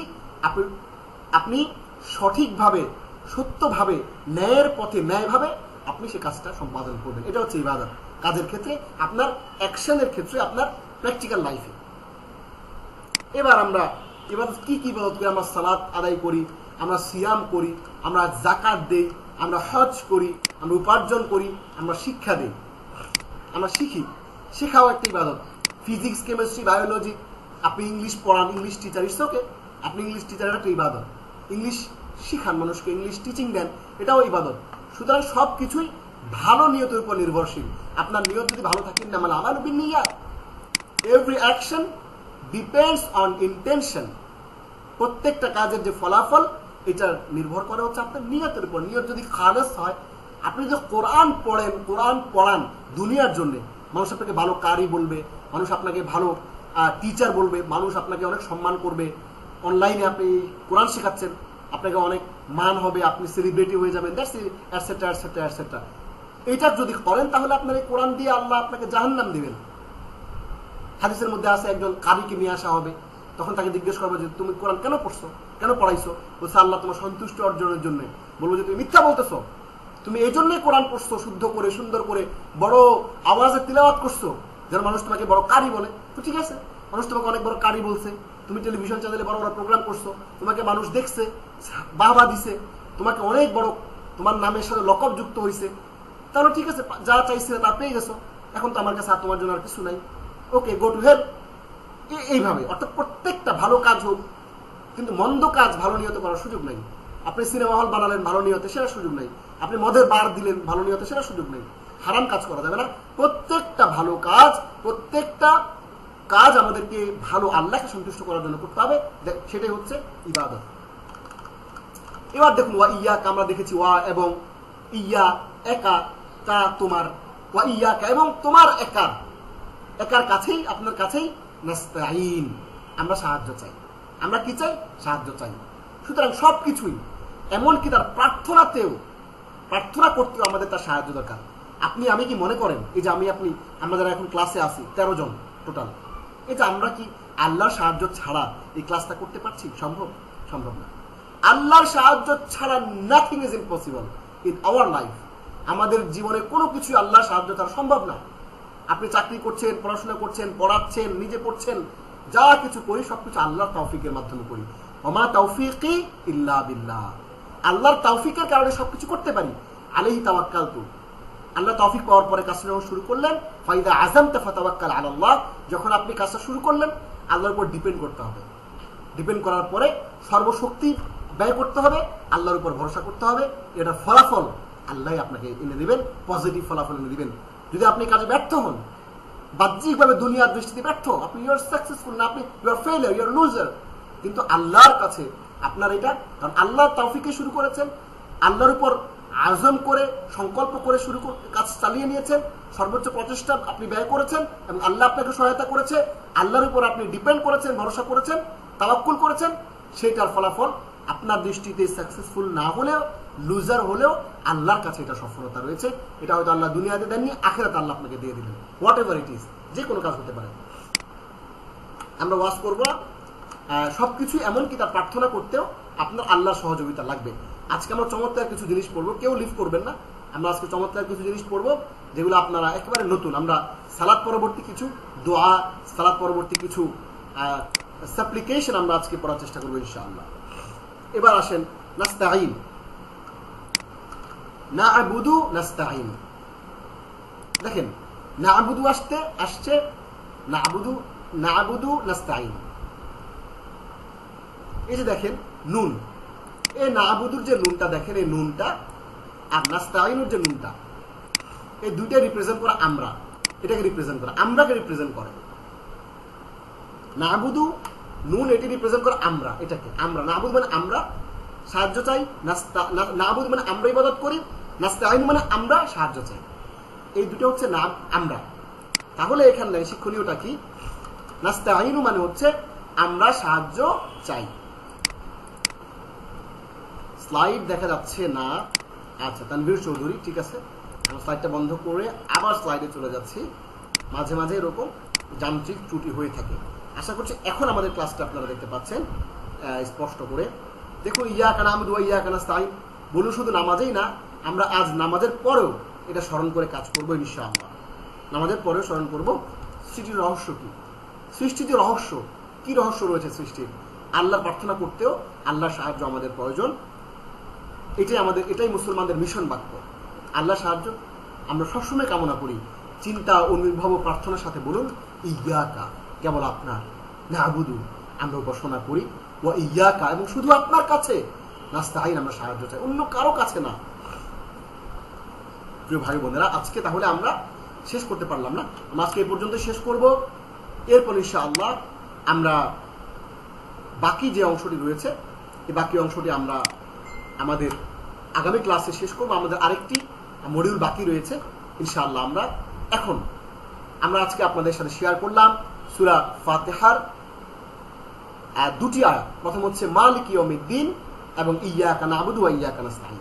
আমরা দুটি আয়াত আপনাদের সাথে শেয়ার করেছি এবং আমরা ইনশাআল্লাহ আগামী ক্লাস থেকে চেষ্টা করব এক্সট্রা কোনো কথা না বলে কিভাবে যেন আপনাদেরকে আমরা আমাদের কাঙ্ক্ষিত জিনিসগুলো আমরা দিতে পারি, সেই চেষ্টা আমরা ইনশাআল্লাহ করব।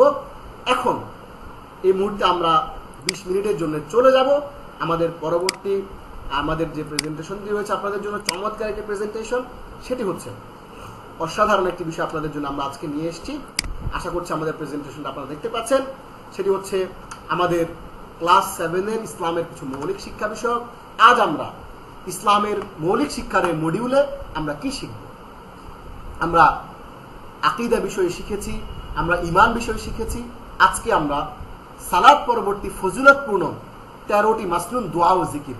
আমরা আপনাদেরকে কথা দিয়েছিলাম যে আমরা আপনাদেরকে শুধুমাত্র প্র্যাকটিক্যালি আর শুধুমাত্র থিওরি পড়াবো না, থিওরির পাশাপাশি এমন কিছু জিনিস আপনাদেরকে আমরা দিব যেগুলো আপনারা আমাদের প্র্যাকটিক্যাল লাইফে আপনারা প্র্যাকটিস করবেন। আমরা এই জন্যে আপনাদেরকে তাজউইদের যে প্রেজেন্টেশনটি পিডিএফটি দিব, তার সাথে সাথে আজকের আপনাদেরকে আমরা যেই ক্লাসটি এখন করাচ্ছি ইসলামিক মৌলিক যে শিক্ষার, সেই ক্লাসটি আমরা প্রেজেন্টেশন আকারে আপনাদেরকে আমরা দিয়ে দেব।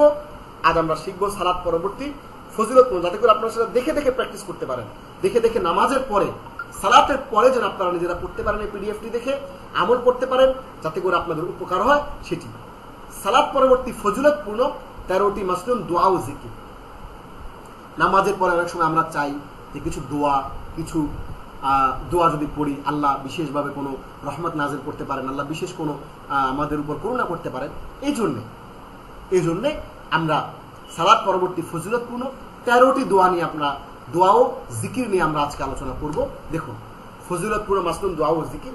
মাসনুন হচ্ছে সুন্নাত, যেটি রাসূল সাল্লাল্লাহু আলাইহি ওয়াসাল্লাম হাদিস কর্তৃক সমর্থিত, যা প্রতিদিন আমল করা সুন্নাত, আমল করা সহজ, কিন্তু তার ফজিলত বা প্রতিদান অনেক অনেক বেশি। আসুন আমরা দেখি।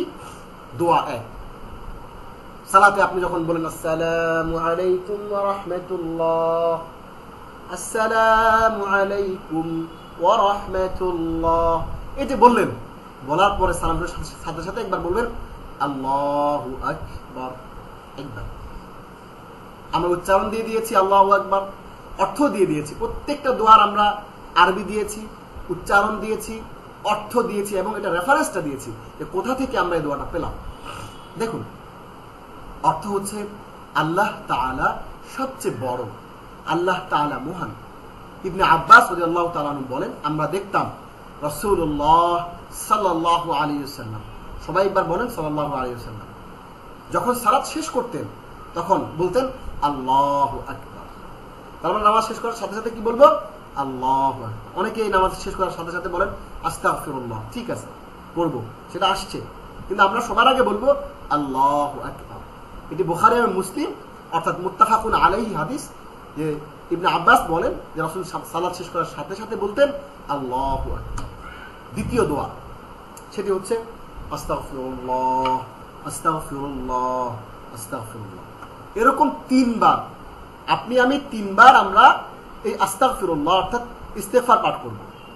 আমরা 3 বার সবাই ইস্তেগফার পাঠ করব, আল্লাহর কাছে আমরা পানাহ চাবো। আমি আল্লাহর কাছে ক্ষমা প্রার্থনা করছি। 3 বার বলবেন আস্তাগফিরুল্লাহ, প্রথমে বলবেন আল্লাহু আকবার, এরপরে আস্তাগফিরুল্লাহ, আস্তাগফিরুল্লাহ, আস্তাগফিরুল্লাহ, এরকম 3 বার বললেন। এবার অর্থ আমি আল্লাহর কাছে ক্ষমা প্রার্থনা করছি। দোয়া, এই দোয়ার উপকারিতা কি? ইবনে আব্বাস রাদিয়াল্লাহু তাআলা বলেন, রাসূলুল্লাহ সাল্লাল্লাহু আলাইহি ওয়াসাল্লাম বলেছেন, যদি কোনো ব্যক্তি প্রতিনিয়ত আল্লাহ তাআলার কাছে ক্ষমা প্রার্থনা করে, আল্লাহ তাআলা তার সমস্ত দুশ্চিন্তা দূর করে দেন এবং তাকে এমন জায়গা থেকে রিজিক দান করেন যা সে কল্পনাও করেন। সুবহানাল্লাহ। আপনার রিজিকের সমস্যা সমাধান হয়ে যাবে, আল্লাহ আপনার সকল দুশ্চিন্তা দূর করে দেবে এবং আল্লাহ আপনাকে ক্ষমা করে দেবে। এটি আবু দাউদ শরীফের মধ্যে এসেছে, আবু দাউদ শরীফের হাদিস। তার আমরা সালাতের পরে 3 বার ইস্তেগফার পাঠ করব। তৃতীয়ত, ফরজ সালাতের পর আমরা একবার পড়ব কি? আল্লাহুম্মা আনতাস সালাম ওয়া মিনকাস সালাম তাবারাকতা ইয়া যাল জালালি ওয়াল ইকরাম। দেখেন, আমরা আপনাদের সুবিধার জন্য উচ্চারণ দিয়ে দিয়েছি। এরপর অর্থ হচ্ছে, হে আল্লাহ, আপনার গুণবাচক নাম সালাম, আপনি শান্তিদাতা, আপনি কল্যাণময়, আপনি মহিমা ও মর্যাদার অধিকারী। আবু দাউদ শরীফ এবং নাসাই শরীফের মধ্যে হাদিসটি বর্ণিত হয়েছে। আম্মা জান হযরত আয়েশা সিদ্দিকা রাদিয়াল্লাহু তাআলা আনহা বর্ণনা করেন, রাসূলুল্লাহ সাল্লাল্লাহু আলাইহি ওয়াসাল্লাম যখন সালাম ফিরাতেন, সালাম ফিরিয়ে তিনি এই দোয়া পড়তেন। এক এক জায়গা থেকে আমরা এক একটা জিনিস পাচ্ছি এবং এগুলো আমরা আমাদের জীবনে, ব্যক্তিগত জীবনে যদি পড়ি তাহলে অবশ্যই আমাদের অনেক ফায়দা হবে। অনেকে আমরা নামাজের পর পরে কি করি? মসজিদে এসে হাত তুলে ফেলে, রব্বানা যালামনা আনফুসানা ওয়া ইল্লাম তাগফির লানা। এটা আপনি তুলবেন, কিন্তু আসলে রাসূলের সুন্নাহ হচ্ছে এই দোয়াগুলো পড়া। এটা হচ্ছে রাসূলের সুন্নাহ। আপনি নিজে নিজে আল্লাহুম্মা আনতাস সালাম ওয়া মিনকাস সালাম তাবারাকতা ইয়া যাল জালালি ওয়াল ইকরাম, এটা নামাজের পরে, প্রত্যেক ফরজ নামাজের পরে একবার পড়বেন। এটা রাসূলের আমল ছিল, অনেক ফজিলতপূর্ণ আমল। এরপরে 4 নম্বর দোয়া হচ্ছে প্রত্যেক ফরজ সালাতের পরে একবার পড়বেন আল্লাহুম্মা আইন্নি আলা যিকরিকা ওয়া শুকরিকা ওয়া হুসনি ইবাদাতিক। আমরা আপনাদেরকে উচ্চারণ লিখে দিয়েছি, অর্থ হচ্ছে, হে আল্লাহ, আমাকে আপনার জিকির করার এবং শুকর করার এবং সুন্দরভাবে আপনার ইবাদত করার জন্য সাহায্য করুন। ওই যে আমরা বললাম ইয়াকা না'বুদু ওয়া ইয়াকা নাস্তাঈন।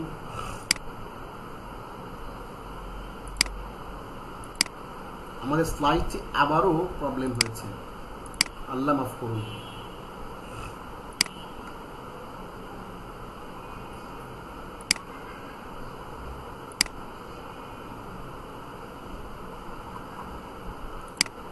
আশা করছি এখন আমার স্লাইডটি আপনারা দেখতে পাচ্ছেন। আল্লাহুম্মা আইন্নি আলা যিকরিকা ওয়া শুকরিকা ওয়া হুসনি ইবাদাতিক।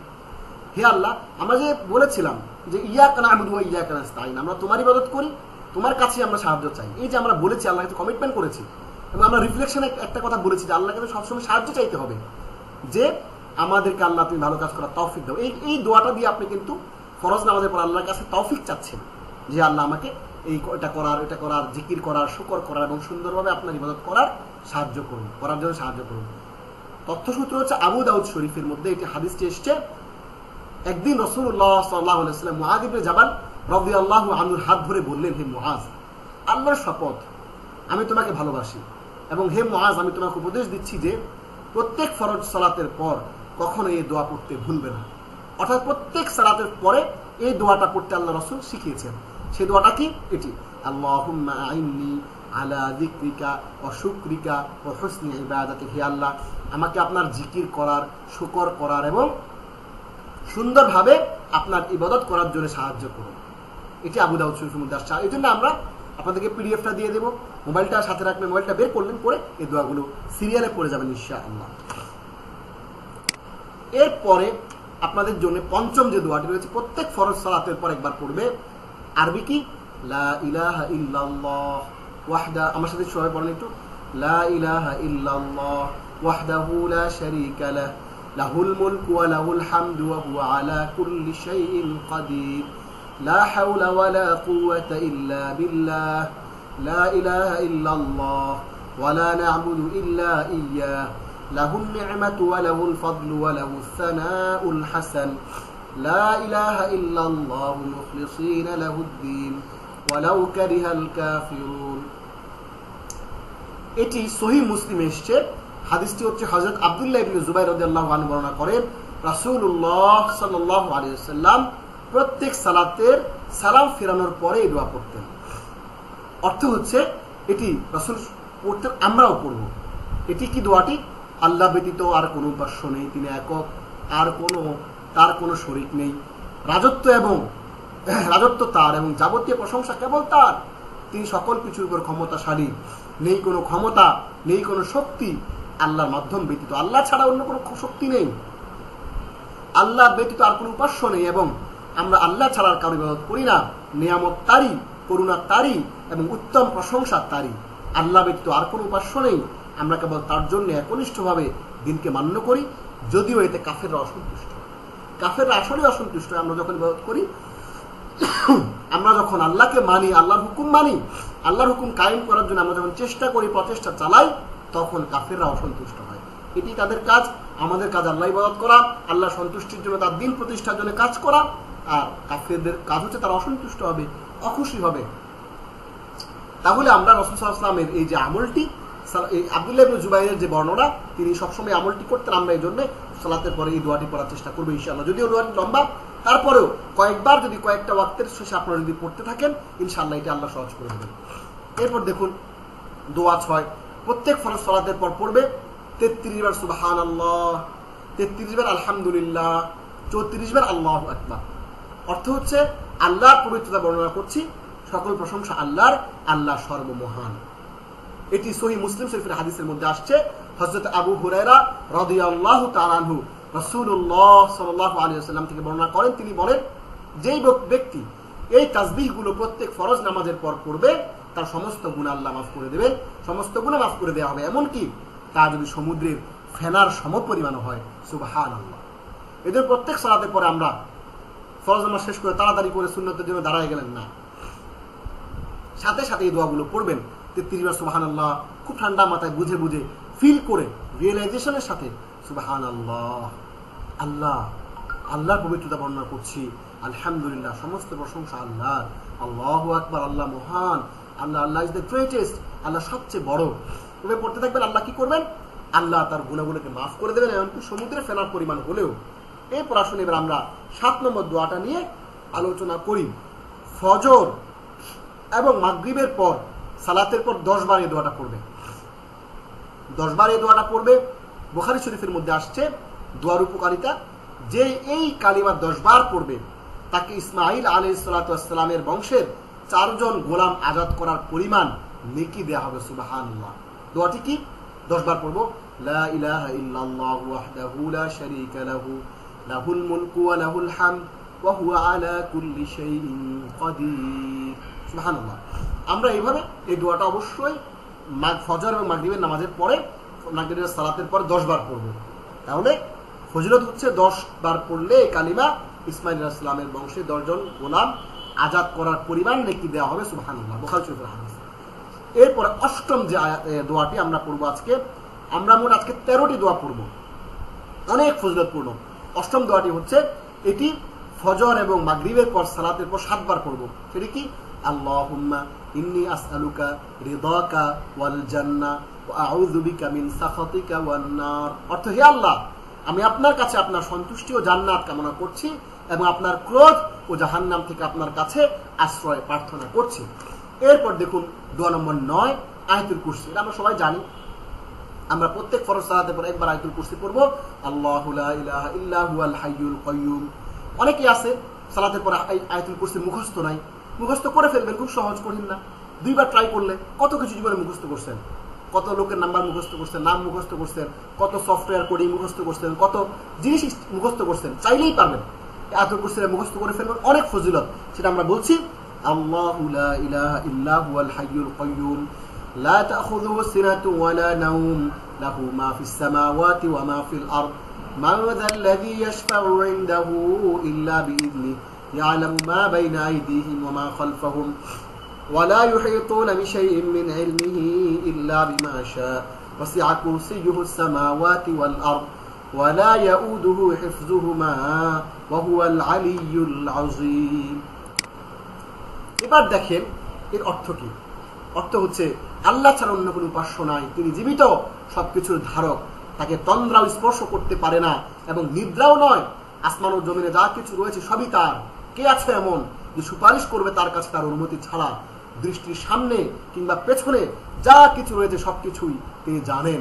তার জ্ঞান সীমা থেকে তারা কোনো কিছুকে পরিবেষ্টিত করতে পারে না। অর্থাৎ মানুষকে জ্ঞান দেওয়া হয়েছে ততটুকুই, যতটুকু তিনি ইচ্ছা করেছেন ততটুকুই। তার কুরসি বা সিংহাসন সমস্ত আসমান এবং জমিনকে পরিবেষ্টিত করে আছেন এবং সেগুলোকে ধারণ করা তার পক্ষে কঠিন নয়, কোনো বিষয় নেই এগুলো আল্লাহর জন্য। তিনি সর্বোচ্চ এবং সর্বাপেক্ষা মহান। রাসূলুল্লাহ সাল্লাল্লাহু আলাইহি ওয়াসাল্লাম নাসাই শরীফের হাদিসে ইরশাদ করেছেন, যে ব্যক্তি প্রত্যেক ফরজ সালাতের পর আয়াতুল কুরসি পড়বে, মৃত্যু হওয়ার সাথে সাথে সে জান্নাতে প্রবেশ করবে। সুবহানাল্লাহ, সুবহানাল্লাহ।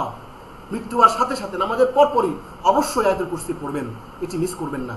কারণ যদি আপনি পড়েন তাহলে আল্লাহ রাসূল বলছেন মৃত্যু হওয়ার সাথে সাথে আপনি জান্নাতে প্রবেশ করবেন। সুবহানাল্লাহ। এরপর আমরা দোয়া নম্বর 10 সূরা ইখলাস পাঠ করব। প্রত্যেক ফরজ সালাতের পরে আমরা পড়ব। সেটি কি? কুল হুয়াল্লাহু আহাদ আল্লাহুস সামাদ লাম ইয়ালিদ ওয়া লাম ইউলাদ ওয়া লাম ইয়াকুল লাহু কুফুয়ান আহাদ। অর্থ হচ্ছে, বলুন তিনি এক, তিনি আল্লাহ এক, আল্লাহ অমুখাপেক্ষী, তিনি কাউকে জন্ম দেননি এবং কেউ তাকে জন্ম দেয়নি এবং তার সমতুল্য কেউ নাই। এই দোয়ার উপকারিতা হচ্ছে, সুনানে তিরমিজি শরীফের মধ্যে একটি হাদিস এসেছে, রাসূল সাল্লাল্লাহু আলাইহি ওয়াসাল্লাম ইরশাদ করেছেন, যে ব্যক্তি সকাল সন্ধ্যা সূরা ইখলাস 3 বার পড়বে সে সেদিন সব ধরনের অকল্যাণ থেকে মুক্তি পাবে। সুবহানাল্লাহ। আমরা প্রত্যেক সালাতের পরে, প্রত্যেক ফরজ সালাতের পরে আমরা সূরা ইখলাস পাঠ করব। আমাদের নিজেদের অনেকে বলি শরীর বন করতে হয়, শরীরকে পাক পবিত্র রাখতে হয়, জিন পরি, মানুষের বিভিন্ন ধরনের নজর থেকে, মানুষের কুদৃষ্টি থেকে যেন হেফাজত থাকে, এজন্য আমরা এটা পড়ব। তাহলে আল্লাহ আমাদেরকে এই ধরনের অকল্যাণ থেকে, সকল ধরনের অকল্যাণ থেকে মুক্ত রাখবেন। 11 নম্বর দোয়া সূরা ফালাক প্রত্যেক ফরজ সালাতের পরে পড়ব। কুল আউযু বিরাব্বিল ফালাক মিন শাররি মা খালাক ওয়া মিন শাররি গাসিকিন ইযা ওয়াকাব ওয়া মিন শাররিন নাফাসাতি ফিল উকাদ ওয়া মিন শাররি হাসিদিন ইযা হাসাদ। অর্থাৎ আমি আশ্রয় গ্রহণ করছি। দেখেন, এটা দেখেন আগে উপকারিতাটা দেখেন। তথ্যসূত্র সূরা তিরমিজি শরীফের মধ্যে আসছে, যে ব্যক্তি সকাল সন্ধ্যা সূরা ফালাক 3 বার পড়বে, সে সেদিন সব ধরনের অকল্যাণ থেকে মুক্তি পাবে। আপনি অকল্যাণ থেকে কেন মুক্তি পাবেন? কারণ আপনি যে কথাটা বলছেন সেই কথার অর্থ হচ্ছে আমি আশ্রয় গ্রহণ করছি প্রভাতের পালন কর্তার, আশ্রয় নিচ্ছেন আল্লাহ। তো আপনি যদি আল্লাহর আশ্রয়ে যান, প্রত্যেক নামাজের পরে আল্লাহর আশ্রয় চান, তাহলে এমন কোন শক্তি রয়েছে যে আপনাকে ক্ষতি করবে? পৃথিবীর কারো শক্তি নাই আল্লাহ ছাড়া যে আপনার ক্ষতি করবে।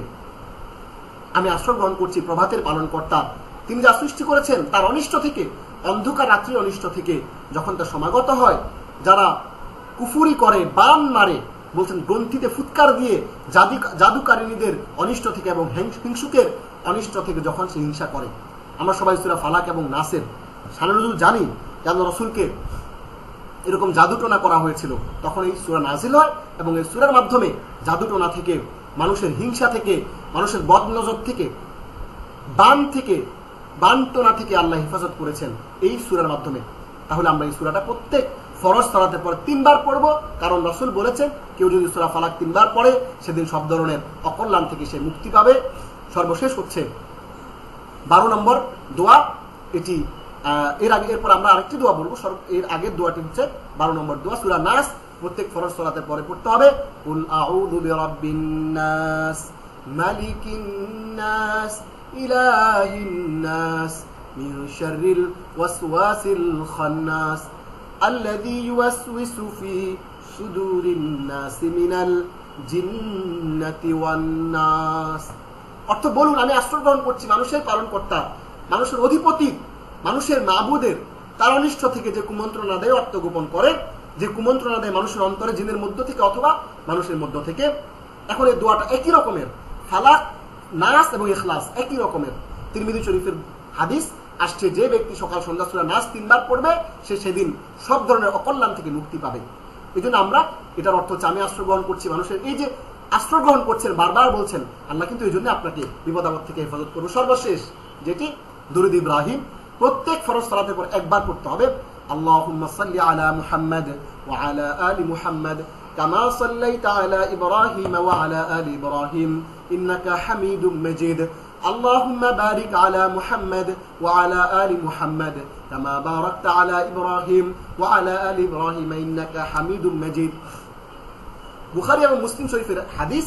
ইরশাদ হচ্ছে, যে ব্যক্তি আমার উপর একবার দরুদ পড়ে আল্লাহ তার উপর 10টি রহমত নাযিল করেন। সুবহানাল্লাহ। মান সাল্লা আলাইয়া মাররাতান সাল্লাল্লাহু তাআলা আলাইহি 10 মাররাত। এর অর্থ হচ্ছে, হে আল্লাহ, আপনি আমাদের নবী মুহাম্মদ সাল্লাল্লাহু আলাইহি ওয়াসাল্লাম ও তার পরিবার পরিজনের উপর রহমত বর্ষণ করুন, যেভাবে রহমত বর্ষণ করেছেন ইব্রাহিম আলাইহিস সালাম ও তার পরিবার পরিজনের প্রতি। নিশ্চয়ই আপনি প্রশংসিত ও সম্মানিত, হে আল্লাহ, আপনি বরকত নাযিল করুন আমাদের নবী মুহাম্মদ সাল্লাল্লাহু আলাইহি ওয়াসাল্লাম ও তার পরিবার পরিজনের প্রতি, যেভাবে আপনি বরকত নাযিল করেছেন ইব্রাহিম আলাইহিস সালামের উপর, তার পরিবার পরিজনের প্রতি। নিশ্চয়ই আপনি প্রশংসিত ও সম্মানিত। এই দোয়াটিও, এই দরুদটিও আমরা ইনশাআল্লাহ নামাজের পরে পাঠ করব, কারণ অনেক রহমত এবং বরকত আল্লাহ আমাদের উপর নাযিল করবেন। আমার প্রিয় ভাই বোনেরা, আমরা আজকে আপনাদেরকে কমপ্লিট 13টা দোয়া সালাত, ফরজ সালাতের পরে আমরা শিখালাম। এগুলোর মাধ্যমে ইনশাআল্লাহ আমরা প্র্যাকটিস করলে আল্লাহ আমাদেরকে অনেক বিপদ থেকে হেফাজত করবেন। আমাদের দৈনন্দিন জীবনের আমলগুলো অনেক সুন্দর হবে, আমরা অনেক ভালো জীবন যাপন করতে পারবো। আমাদের ক্লাসের 3য় মডিউলটি আজকে আমরা এখানে শেষ করছি। আশা করছি আপনারা আমাদের এই ক্লাসটি সবাইকে পাঠিয়ে দেবেন, শেয়ার করবেন। আল্লাহ রাব্বুল আলামিন যারা জয়েন করেছেন সবাইকে উত্তম প্রতিদান দান করুক, এবং আল্লাহ রাব্বুল আলামিন আমাদের সবাইকে যা এই ক্লাসে আলোচনা হলো, আমাকে, আপনাকে, আমাদের সবাইকে আমল করার তৌফিক দান করুন। আমাদের ক্লাস আজকে এই পর্যন্তই। আবারও ইনশাআল্লাহ আমরা আগামী বৃহস্পতিবার একই সময়ে আমরা আবার আপনাদের সামনে 3টি মডিউল, তাজবিদ সহ কোরআন শিক্ষা, কোরআন বুঝা শব্দে শব্দে, কোরআনিক আরবিক গ্রামার এবং ইসলামের মৌলিক শিক্ষা, এই 3টি বিষয় নিয়ে আবার আপনাদের সামনে হাজির হব। সে পর্যন্ত ভালো থাকুন, সুস্থ থাকুন, সুন্দর থাকুন। আজকে এ পর্যন্তই। আসসালামু আলাইকুম ওয়া রাহমাতুল্লাহি ওয়া বারাকাতুহু।